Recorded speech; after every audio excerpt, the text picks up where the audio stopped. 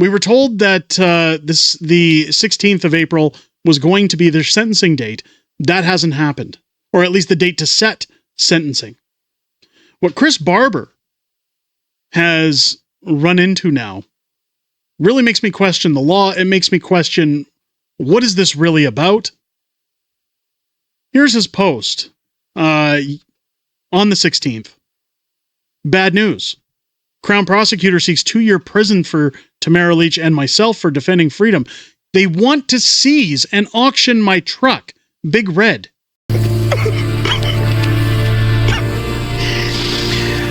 Oh, no. Red's family carried my son, dog, and 3.4 million kilometers, led the Freedom Convoy in 2022, uniting us.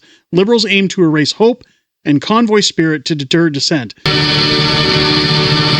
Of course, picture of Big Red sitting down below here.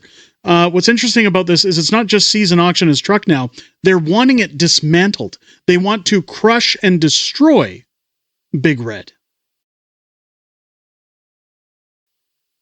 This is Chris's property, I might add.